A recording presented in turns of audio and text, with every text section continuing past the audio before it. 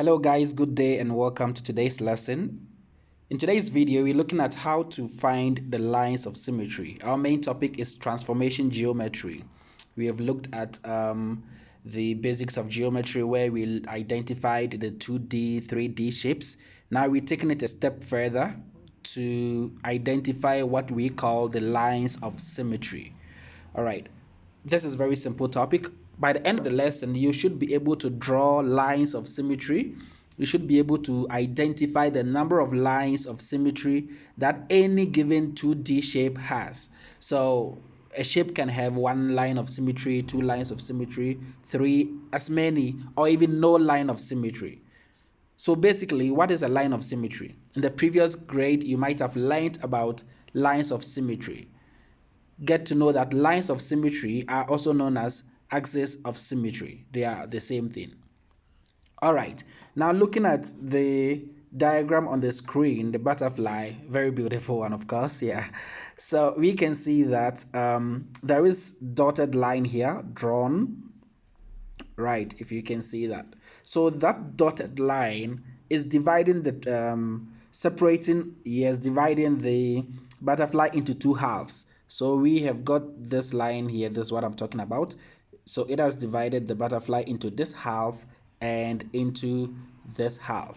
Now what we see is that the two divisions, or the two halves we have on the screen, are all the same.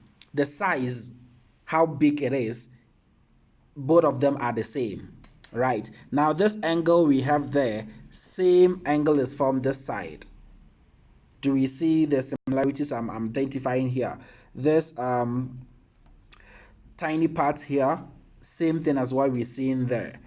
This part, it's same thing we are seeing here. So in lines of symmetry, what you should take note of is that when the figure is divided into any line of symmetry, both halves have same similarities. So we call it congruence. So we say that both sides are congruent.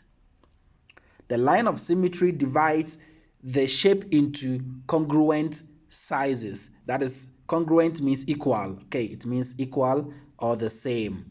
So the size, the sides, and the angles are all congruent. It means they are all the same. Mind you, not all shapes have lines of symmetry. We're going to look at that. Basically, now what you should understand is a line of symmetry. It is simply a line that divides a figure into two congruent parts, so that when we fold them, they will fit perfectly into each other. If I take this part of the butterfly and I flip it onto the other part, it is going to fit perfectly onto the other part. Got it? Great. So that is why we call a line of symmetry. Now look at this. If I am to draw a line through the butterfly this side, though it may look or seem okay and perfect, however, the top part we have here is not the same side and the same size as the bottom part, as I've indicated.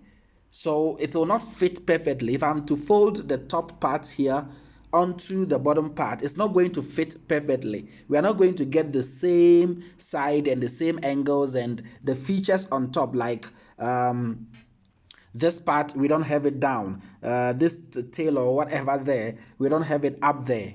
Do you see the similarities we are talking about? So it is not every side that we can divide into lines of symmetry. So what we say is that this butterfly has exactly one line of symmetry which can be divided or drawn this side. Because when we draw a line through the butterfly at this point, then the left side here will be equal to the right side, and we have what we call a line or an axis of symmetry. So the butterfly on the screen has exactly one axis of symmetry. Got it? Great. Let us look at our second example.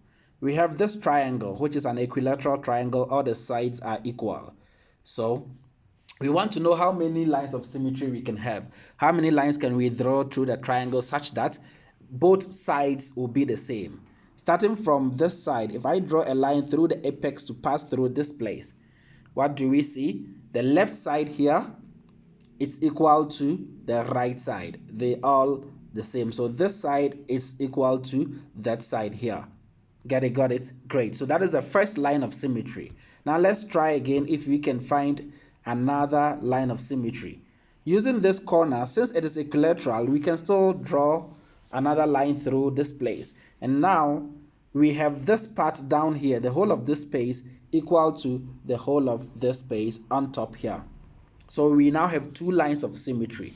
We can still go ahead, find the third side from this vertex through that side, which will also give us this whole being equal to that whole, which means if we flip over this side, it can fit perfectly onto that side. So we have how many lines of symmetry? We have 3 lines of symmetry in an equilateral triangle, which means 3 axes of symmetry, the same thing. Get it? Got it? Great. So a line of symmetry should give you equal parts, it should give you equal angles, and the corresponding sides and angles should be the same. After the line has been drawn, one part should have the same number of angles, the same number of lines as the other side. Let us look at something. After drawing this line, this angle is that side. Do you see that?